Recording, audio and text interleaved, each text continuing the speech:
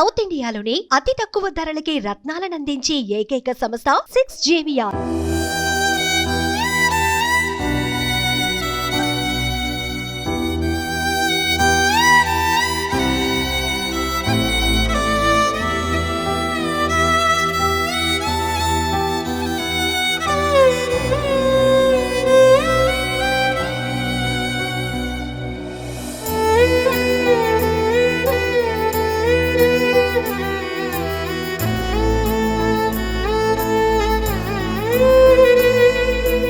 Hi అన్న శివన్న.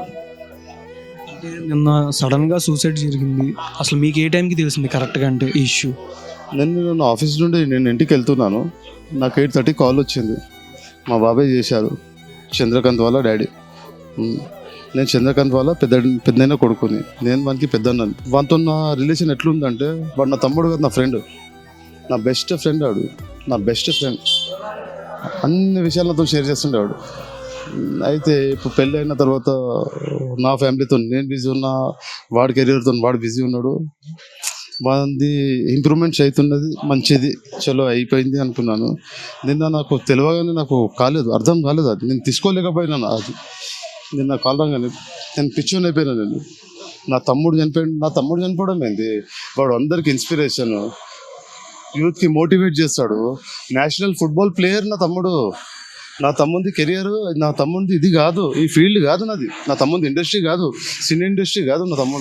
నా తమ్ముడు ప్లేయరు, మంచిగా క్రికెట్ ఆడతాడు, ఫుట్బాల్ ప్లేయర్.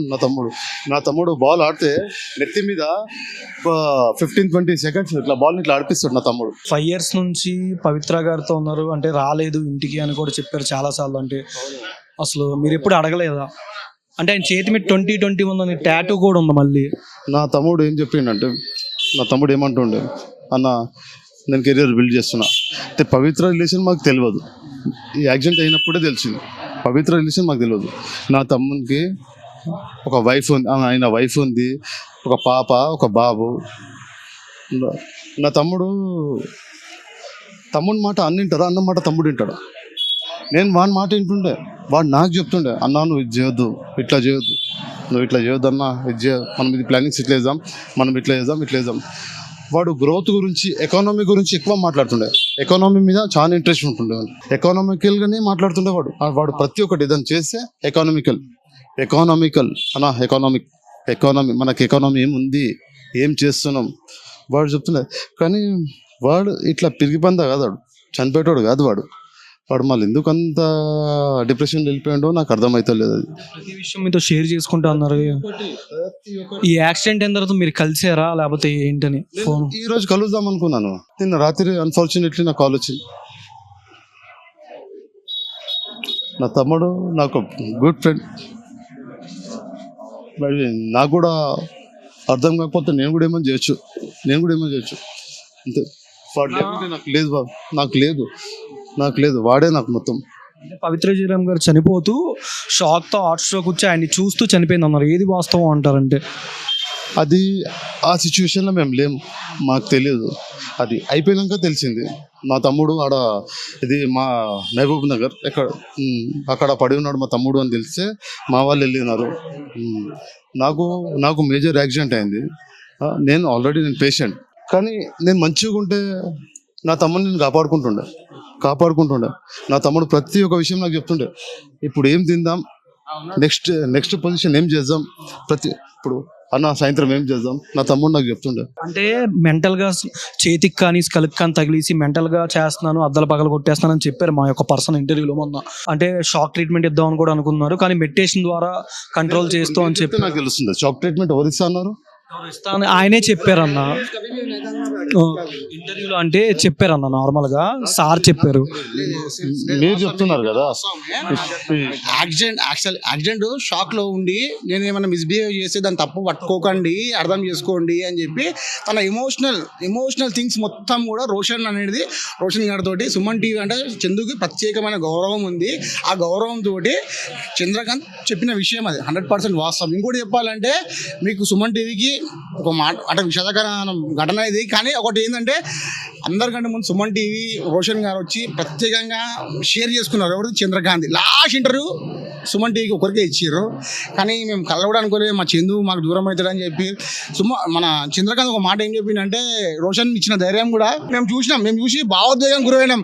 అరే మా చందు తమ్ముడు గురించి అయినా ఫీల్ అయింది చూడు. ఫీల్ అయ్యి ధైర్యం ఇచ్చిండు రోషన్. కాదు రోషన్ ఇట్లా నా తమ్ముని ఇట్లా దగ్గర తీసుకొని మాట్లాడి, ఆయన ఎవరో రోషన్ నాకు తెలియదు కానీ ఇప్పుడు అంటున్నాను. నేను మొన్న చూసిన వీడియో ఒకటి, మేమే ఏడ్చినాం ఇంటర్వ్యూ చూసుకొని కూడా.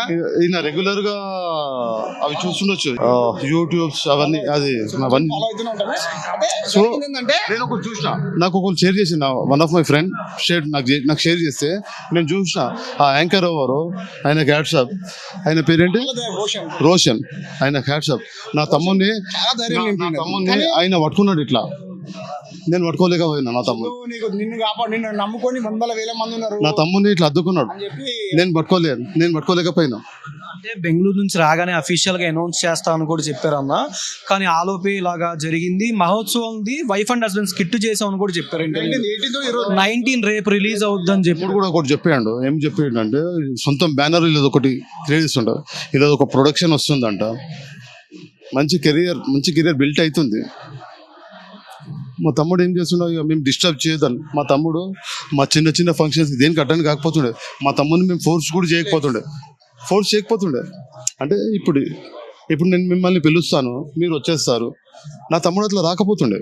అంటే ఇప్పుడు నా తమ్ముడు రాలేని పరిస్థితి అయితే అట్లా నా తమ్ముడు చెప్తుండే ఇట్లా నా ఇది అన్న. కానీ నా తమ్ముడు ఇట్లా చేస్తాడు నేను ఎక్స్పెక్ట్ చేయలేము. నా తమ్ముడు చచ్చిపెట్టోడు కాదు. అంటే స్టార్టింగ్ మ్యారేజ్ అయినప్పుడు కూడా బాగానే ఉండి, తర్వాత 390 సీరియల్ స్టార్ట్ అయిన దగ్గర నుంచి తర్వాతనే నా తమ్ముడు ఇండస్ట్రీకి ఎప్పుడైతే అడుగు పెట్టిండో నా తమ్ముడు అడుగు ఖరాబ్ అయిపోయాడు. నా తమ్ముడిని మింగేసింది ఆ ఇండస్ట్రీ.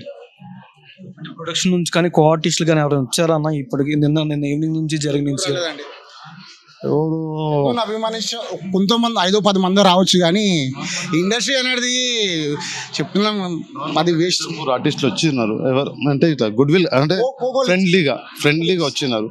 అంటే మన నియర్ బై ఉంటారు, సాయి అని ఉంటారు. సాయి మీరు తెలుసు, గబ్బర్ సింగ్ టీం సాయి ఉండే, పాపం ఆయన ఉన్నాడు, ఛాన్స్ చెప్పు ఉండే ఆయన. సుమన్ టీవీలో మీ పర్సనల్ అండ్ బిజినెస్ ప్రమోషన్స్ కోసం కింది నెంబర్కి కాంటాక్ట్ చేయండి.